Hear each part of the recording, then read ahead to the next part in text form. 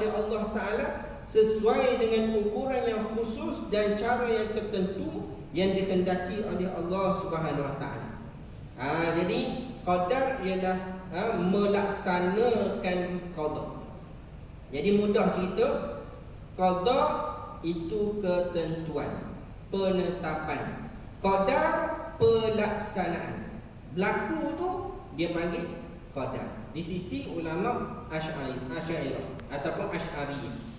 Jadi maksud qada itu ketetapan. Allah tetap dengan apa? Kalau mengaji sifat 20, Allah Ta'ala tetap dengan sifat iradah. Itu ketetapan Allah. Iradah maknanya Allah Ta'ala tentukan, Allah Ta'ala nak jadi sekian. Itu dengan iradah. Qada ketetapan, qadar pelaksanaan. Berlaku tu. Berlaku itu Allah Ta'ala jadikan dengan kudrah. Kalau mengaji sifat 20, sesuatu itu tidak akan berlaku melainkan muafakat di antara kudrah dan iradah. Maksudnya setiap yang berlaku tidak akan terjadi melainkan Allah Ta'ala kehendak dia berjadi dan Allah Ta'ala jadikan dia. Kita mengaji dah dulu. Dulu saya dah bagi contoh, kita ada duit RM50. RM50. Kita pergi kedai, ada satu pensel. Pensel tu harga dia 50 sen. Dari sudut kemampuan, kudrah ni, dari sudut kemampuan, mampu tak kita nak beli tu? Mampulah, ada 50. Pensel tersebut hanya 50 sen. Dari sudut kemampuan itu mampu. Tetapi kita nak dah pensel? Tak nak dah pensel tu. Maka beli tak? Berlaku tak kejadian membeli tersebut? Tidak berlaku walaupun mampu. Ada duit tapi tak nak lah, tak berkehendak lah, tak minat lah, maka tak berlaku kerana tidak berkehendak. Ada berkehendak tetapi tak berlaku. Saya tengok masjid ni, puncak alam ni Allah cantiknya, dengan marmar, dengan lampu, dengan hiasan ni cantik. Kebetulan dekat rumah saya tu ada satu tapak, memang digazetkan dah, tapi tak ada duit lagi nak buat. Jadi saya naklah bawa balik masjid puncak alam ke rumah saya. Depan rumah saya ada tanah satu. Boleh tak bawa balik? Kehendak tu. Kehendak tapi tidak ada kemampuan. Tak ada kemampuan. Maka berlaku kehendak tapi tidak ada kemampuan, tidak ada kudrah, maka tak jadi perkara tersebut. Tidak berlaku. Maknanya sesuatu perkara berlaku dengan kudrah dan iradah Allah Subhanahu Wa Ta'ala. Maka begitulah pada qada dan qadar. Qada itu iradah, ketentuan, kudrah. Qada itu iradah, qadar itu kudrah. Itu ulama Asy'ariyah. Jadi saya sebut tadi, ulama ni ada dua, ulama Ahlussunnah wal Jamaah, Asy'ariyah dengan Maturidiyah. Maturidiyah Ahlussunnah juga, cuma dia sebab dia tidak bertemu dua ulama. Imam Abu Hasan Asy'ari tak bertemu dengan Imam Abu Mansur Maturidi. Jadi mereka tidak buat satu kaedah yang selari. Maka bila mereka tak buat satu kaedah yang selari, dari sudut penentuan tu kadang-kadang sikit beza. Tetapi bukan jauh, hanya beza dari sudut lafaz sahaja. Kalau dengan yang lain, Mu'tazilah, Jahmiyah, Qadariyah, itu beza jauh lah, sebab bukan Ahlussunnah wal Jamaah. Yang ni Ahlussunnah wal Jamaah, cuma beza dari sudut penentuan. Contohnya apa? Contohnya di sisi Maturidiyah, qada itu ijadullahi asya'a ma'a ziyadatil ihkami wal isqan. Mewujudkan sesuatu oleh Allah dengan tambahan berupa penguatan dan pengukuhan. Qada pula tajdidullahi ta'ala azalan kull makhluqin bihaddihi allazi yujidu bihi min husnin wa qubhin wa naf'in wa durrin wa ghairi zalik. Pembatasan, penentuan oleh Allah Ta'ala di zaman azali atas setiap makhluk dengan batasannya yang dengannya Allah Ta'ala akan mewujudkan baik itu yang baik ataupun yang buruk, ataupun yang bermanfaat ataupun mudarat ataupun lain. Itu takrifan yang dibuat oleh ulama Maturidiyah. Apa maksudnya? Maksudnya Maturidiyah terbalik dengan Asy'ariyah. Terbalik macam mana? Kalau qada di sisi Asy'ariyah adalah penentuan, qada penentuan, maka di sisi Maturidiyah penentuan itu adalah qadar. Di sisi Asy'ariyah pelaksanaan itu adalah qadar. Di sisi Maturidiyah adalah qada. Balik situ je. Terbalik situ je. Itu yang terbalik, itulah yang menyebabkan mereka berbeza. Tapi beza dari sudut lafaz sahajalah. Hakikatnya nak membawa kepada penerangan yang sama, iaitu adanya qada, adanya qadar. Maka adanya qada dan qadar Allah Ta'ala ini menjadikan segala sesuatu yang ada di atas muka bumi. Kita ni umur 60, 70, maka hidup lagi sekarang ni ketentuan Allah Ta'ala.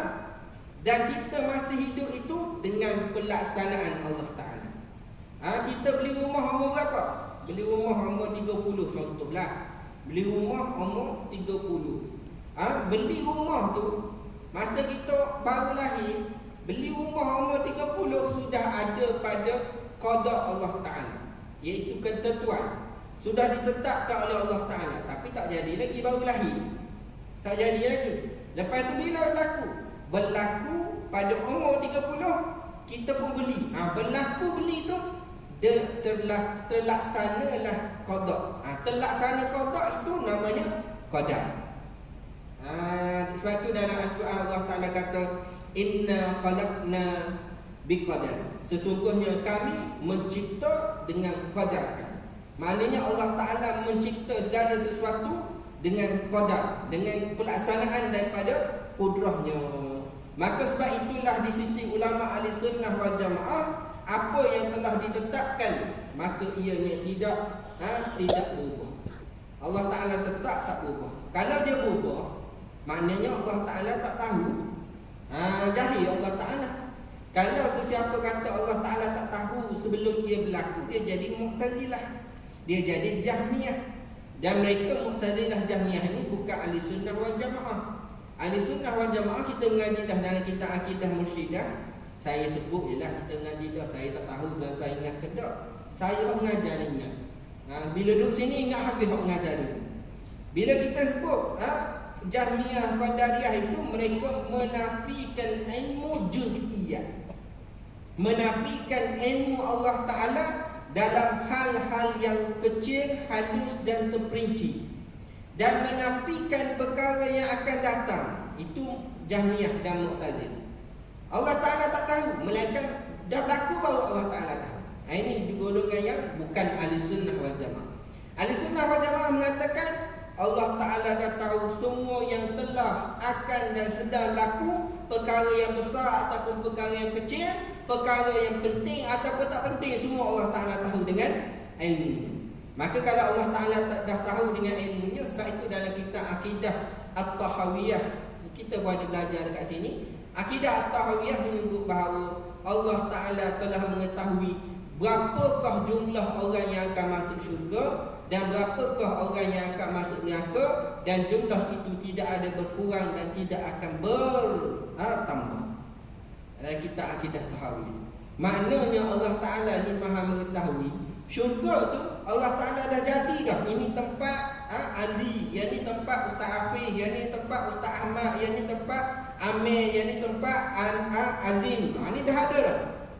Allah Ta'ala dah sedia. Sebab tu bila ada masuk syurga, dia orang akan duduk tempat masing-masing. Allah Ta'ala dah tetap dah istana masing-masing, tempat masing-masing, ruang masing-masing. Jadi adalah tempat tu tengok, sebab apa tempat ni tak ada orang? Tu sebab ada lagi dalam neraka. Ada lagi dalam neraka, tak keluar lagi. Yang ni pergi pula, kenapa tak ada orang? Ni sebab ada lagi dalam neraka, tengah duduk dalam api neraka. Pasal apa? Ada dosa tidak bertaubat, ada hutang tak bayar. Jadi sebab itu masa hidup ni Allah Ta'ala bagi hidup lebih pada umur Nabi itu peluang untuk melangsaikan segala hutang dengan Allah, dengan makhluk. Umur Nabi 63. Maknanya kalau kita boleh hidup lebih daripada umur Nabi, itu ada benda lagi lah tak selesai. Kalau dah selesai pun, saya hutang tak ada dah Ustaz, kad kredit habis saya potong. Rumah ni tak ada dah. Saya beli cash dulu masa umur 24. Oh hebat dia, beli rumah dekat Ekor. Jadi tak ada hutang, memang tak ada hutang, tapi ada tanggungjawab lagi. Allah Ta'ala bagi duit banyak-banyak tu untuk apa? Duit Allah. Cuma sekadar kita ni beri tanggungjawab untuk pegang. Maka duit tu duit Allah, ada untuk Allah Ta'ala dah tetap dalam duit kita tu nak pergi mana? Nak pergi tempat anak yatim, nak pergi tempat pada kebajikan, nak pergi tempat zakat, ada dah. Cuma kita tak selesai lagi. Maka bila kita tak selesai lagi, tak mati lagi kita, Allah Ta'ala sayang kita. Allah Ta'ala sayang kita tak nak bagi dalam keadaan hutang, mati dalam keadaan hutang ni, selesai akhirat neraka. Maka Allah bagi pada kita hidup lagi, supaya kita sedar nak bagi. Tak bagi juga, lah kali Allah Ta'ala bagi seteruk, baru tahu. Bagi seteruk, harta tak ada apa dah, tak penting. Baru nak wakaf, baru nak bahagikan harta. Kita nak sampai tahap tu baru kita nak buat. Tak nak lah. Sebab itu hidup ni dalam panduan yang ditetapkan oleh Allah Subhanahu Wa Taala. Jadi kaedah asalnya qada, iaitu ketentuan Allah Subhanahu Wa Taala tidak berubah. Itu kaedah asal. Tetapi apabila para ulama melihat kepada beberapa dalil, maka mereka mendapati bahawa ada hadis-hadis yang menunjukkan bahawa kadang-kadang ada yang kita buat satu perkara akan mengubah satu perkara. Contohnya dalam hadis riwayat Ibnu Abi Syaibah, Nabi SAW bersabda, sedekah yang bila diharapkan apa yang ada di Allah, berbuat baik kepada kedua orang tua dan membuat kebaikan dapat mengubah celaka menjadi keberuntungan, menambah umur dan menjaga daripada mati yang buruk. Maknanya orang yang sedekah, orang yang buat baik kepada orang tua, orang yang buat kebaikan, dia akan dapat mengubah kecelakaan, mudarat jadi manfaat, akan menambahkan umur dan akan merubah daripada mati yang cela, mati yang buruk, mati yang hina jadi mati yang baik. Jadi ada hadis begitu. Begitu juga ada hadis la yaruddul qada illa doa. Tidaklah qada itu boleh diubah melainkan dengan doa. Jadi sebab itu para ulama mengatakan bahawa ada perkara yang boleh diubah. Macam mana pula? Asal kaedah tak boleh berubah. Kalau berubah maknanya Allah Ta'ala tak tahu lah. Allah Ta'ala jahil. Maka sebab itulah kaedah itu ditetapkan oleh para ulama. Qada ini ada dua, iaitu qada mubram, M-U-B-R-A-M, dan qada mu'allaq, M-U-A-L-L-E-Q, mu'allaq. Ada dua qada. Sebab itu ulama ahli sunnah wal jamaah kata qada ada dua. Qada mubram, qada yang Allah Ta'ala ada pada ilmunya yang telah ditulis di Lauh Mahfuz. Dah ada dah di Lauh Mahfuz, kita ni sekian-sekian masuk syurga, dapat rezeki ke apa, dah ada dah di Lauh Mahfuz, takkan berubah. Itu qada mubram. Dia ada qada mu'allaq. Qada mu'allaq ni dia berubah mengikut amalan kita. Jadi sebab itulah Imam Sayyidina Abdullah bin Abbas radhiyallahu anhu kata, la yanfa'ul hadaru minal qadari walakin Allah Ta'ala yamhu bid-du'a ma yasha'u minal qadar. Kewaspadaan maknanya berhati-hati, berjaga-jaga, tidak bermanfaat daripada qadar, takkan mengubah qadar. Jaga-jaga tu takkan mengubah qadar. Tetapi Allah Ta'ala yang menghapuskan apa yang telah ditetapkan. Dengan apa Allah Ta'ala hapus? Hapus dengan doa. Allah Ta'ala hapus dengan doa. Maknanya kita jaga-jaga itu belum jaminan, dia tak mengubah lagi. Bawa kereta jaga dah ni, habis dah, letak macam-macam dah, jaga dah. Tetapi kalau tak doa, maka boleh sahaja berlaku na'udzubillah. Bukan sebab kecuaian kita, tetapi sebab orang lain punya pasal. Maka sebab itulah adanya berlaku satu perkara, keburukan, bukan sebab kita tak jaga-jaga, tetapi kerana kita tak berdoa. Jadi banyak berdoa, banyak berdoa. Doa minta pelindung. Dengan kes COVID yang banyak ni, kita minta pelindunglah daripada Allah Subhanahu Wa Taala. Sentiasa minta. Kadang-kadang ada orang Allah Taala bagi kelebihan, dia akan terlintas satu perkara yang akan berlaku. Terlintas, tak tahulah terlintas. Allah Taala bagi pada dia. Maka minta na'udzubillah min zalik. Ada orang dia keluar pada rumah, dia terlintas kemalangan. Berlaku kemalangan. Makna bila ada terlintas, tu mintalah terus na'udzubillah min zalik. Doa pada Allah Taala supaya berlindung daripada perkara tersebut. Begitulah perkara-perkara lain. Tinggal rumah duk fikir ada orang masuk curi ke apa, masa duk fikir tu minta doa daripada Allah Taala lindung. Tak payah minta rimau, singa apa semua, tak payah. Tak payah bela sakalah nak jaga rumah. Cukup dah dengan doa. Kerana doa itulah yang mengubah sesuatu perkara. Jadi pendek kata, qada muallaq ni sebenarnya satu aturan. Aturan macam mana? Aturan ni maksudnya seseorang itu, dia manusia ni dia ada ikhtiar. Bila dia ada ikhtiar, dia boleh pilih A ataupun B ataupun C. Dia ada banyak pilihan. Maka pilihan itu menentukan hasil daripada apa yang dia pilih. Contohnya kita sekarang lah kuliah maghrib ni. Kita boleh pilih untuk kekal dalam kuliah maghrib ataupun balik. Maka kita pilih. Sekarang kita masih berada, maknanya kita pilih. Maka kekal kita berada dalam majlis ilmu dapat pahala. Tapi bila kita keluar daripada majlis ilmu, terus hilang, terputus daripada pahala yang dapat daripada sepanjang majlis ilmu. Begitu juga esok subuh, kita boleh pilih nak datang kuliah maghrib, nak datang solat berjemaah subuh ataupun tidak. Pilihan kita. Maka kita pilih. Itulah makna kata kita pilih yang buat baik dapat pahala, kita pilih yang buruk tak dapat pahala. Kalau buat yang perkara dia larang, dapat dosa. Begitu juga dalam hal dunia lah, seperti kita berusaha kena pecat sebab apa? Kes makin kuat menyebabkan company tak boleh sustain dan sekali pecat begitu. Kita boleh pilih untuk kekal duduk saja, ataupun kita boleh pilih untuk berniaga, cari peluang pekerjaan yang lain. Maka kita pilih. Kita pilih, okey, kita pilih duduk relax dululah. Duduk relax yang dapat. Tapi kalau dengan dibuang kerja tu, kita pilih untuk bekerja, berniaga dengan cara yang lain, maka Allah Ta'ala limpahkan rezeki dengan cara tersebut. Allah Ta'ala limpahkan rezeki dengan cara yang berlainan daripada kaedah yang asal. Jadi sebab itulah dia berlaku perubahan atas pilihan kita. Atas pilihan kita. Ada orang yang mengaji kitab tasawuf. Dia mengaji kitab tasawuf sebab tasawuf kata semua telah ditetapkan oleh Allah Ta'ala. Kita ni hanya melakukan apa yang telah ditetapkan oleh Allah Ta'ala, tidak bergerak satu jari melainkan diizinkan oleh Allah Ta'ala. Dan sekali berhenti kerja. Berhenti kerja. Berhenti kerja pasal apa?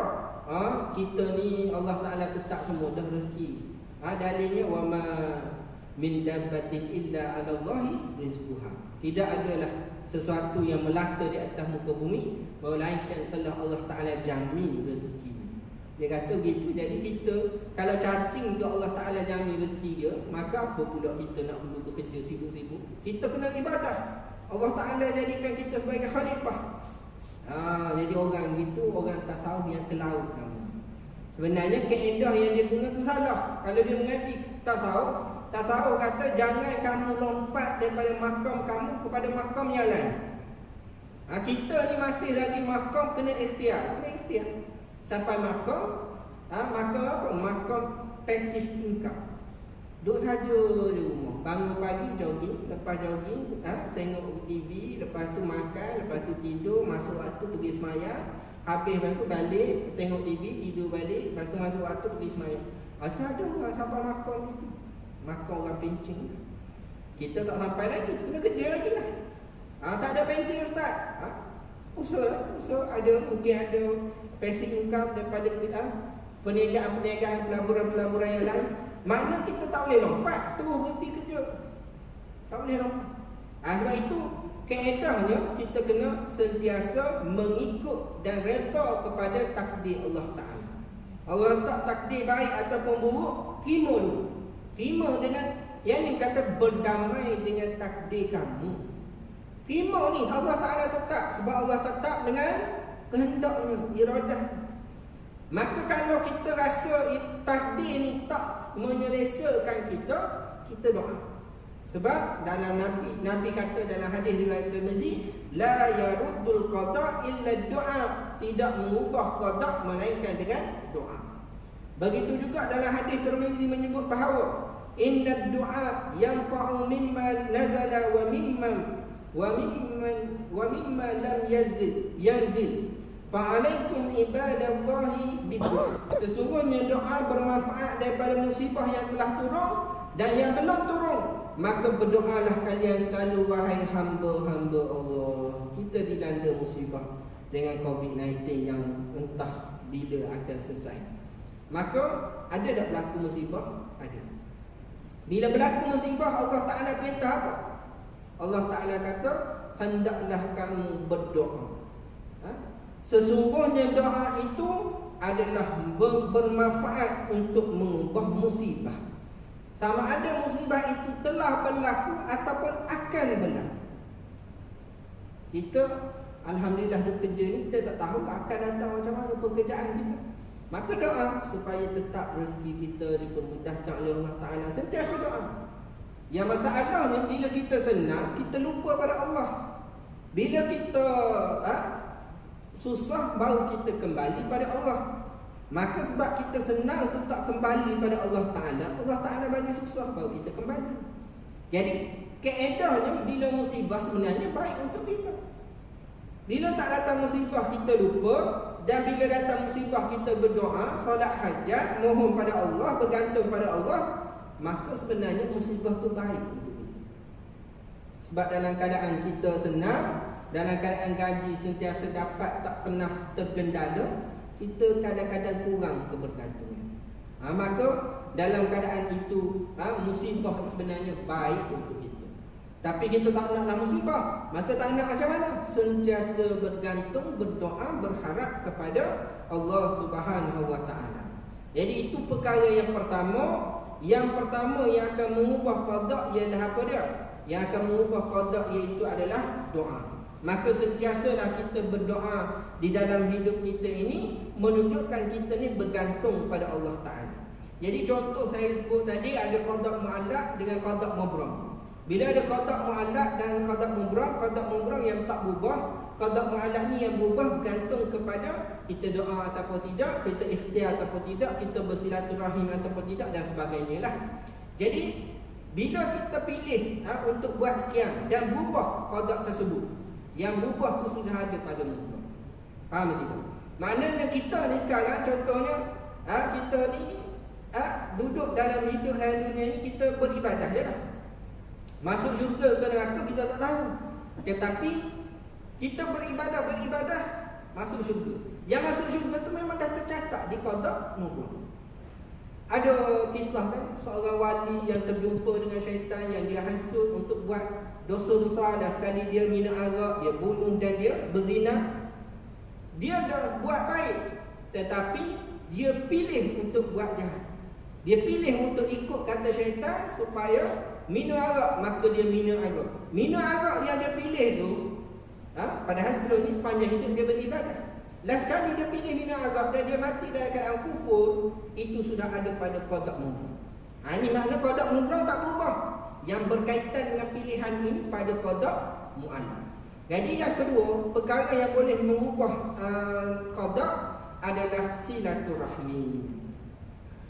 Man sarrahu an yubsata lahu rizquhu aw yunsa'a lahu min fi asari falyasil rahimah.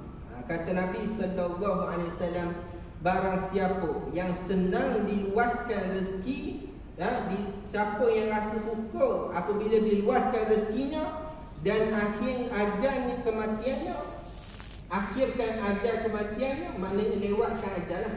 Akhirkan ajal tu maknanya lewatkan ajalnya, maka bersilaturahimlah kamu. Sentiasa bersilaturahim.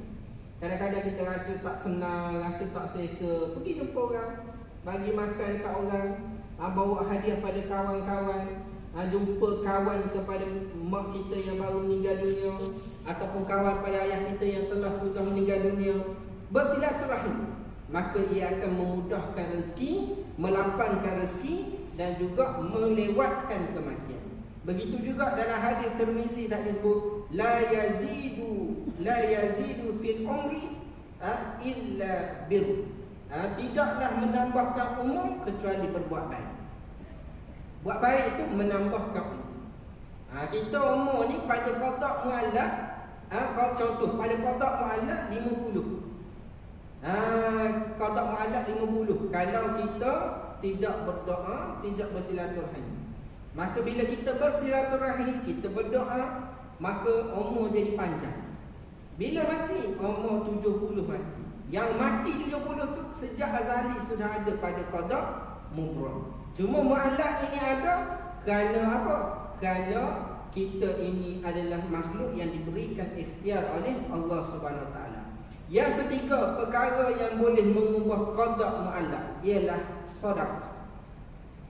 Dalam sebuah hadis Nabi sallallahu alaihi wasallam bersabda, "Bakiru bis sadaqah, fa innal bala la yatakhatta sadaqah."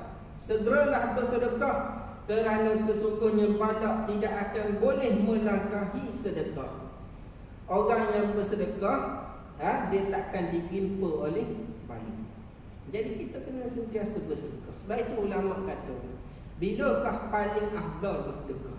Banyak waktu afdal. Hari Jumaatnya dengan waktu-waktu yang baik, seperti waktu paginya kita bersedekah. Kalau setiap hari bila kita boleh sedekah, bila-bila masa. Tetapi ulama mengatakan bahawa pada waktu pagi itu ada keberkatan. Kerana Nabi sallallahu alaihi wasallam bersabda, "Allahumma barik li ummati fi bukuriha." Ya Allah, berkatilah umat aku pada waktu pagi. Maka kita bersedekah pada waktu pagi, mendapat keberkatan yang lebih daripada waktu lain. Maka sentiasa sedekah. Kerana dengan sedekah itu menolak bala. Dengan kita dalam keadaan yang musibah seperti ini, sentiasa sedekah, tolak bala. Risau sangat dengan COVID, risau tak apa, tapi jangan kita memikirkan makhluk lebih pada Allah. Sepatutnya kita bergantung pada Allah lebih pada makhluk. Ini bergantung pada makhluk lebih pada Allah. Itu jauhlah daripada tujuan Allah Ta'ala menurunkan musibah tersebut. Maka sebab itu bila bersedekah ini akan memanjangkan umur. Dalam hadis riwayat Tirmizi, Nabi sallallahu alaihi wasallam bersabda, "Inna sadaqata tadfa'u mitatal su." Sesungguhnya sedekah dapat menolak wafat yang buruk. Maknanya sedekah itu dapat menolak daripada kematian yang su'ul khatimah. Kita nak kalau boleh mati dalam keadaan husnul khatimah. Kita nak mati dalam keadaan husnul khatimah. Tetapi dalam keadaan kita hidup ni ikhtiar. Ikhtiar macam mana? Sentiasa bersedekah. Bila sentiasa bersedekah, Allah Ta'ala bagi kita mati dalam keadaan husnul khatimah, mati yang baik.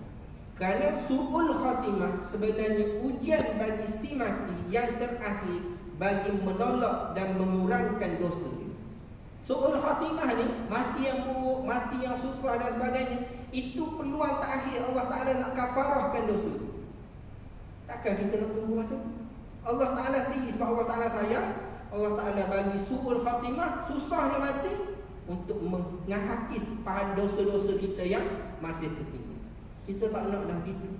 Maka kita ikhtiar daripada awal lagi, usaha untuk hapuskan dosa, tambahkan pahala, naikkan darjat kita di sisi Allah Ta'ala, supaya kena dengan qada mubrah, kita semua ni ahli syurga Allah Subhanahu Ta'ala dan terlindung daripada bala COVID-19. Wabillahi taufiq wa hidayah. Assalamualaikum warahmatullahi wabarakatuh.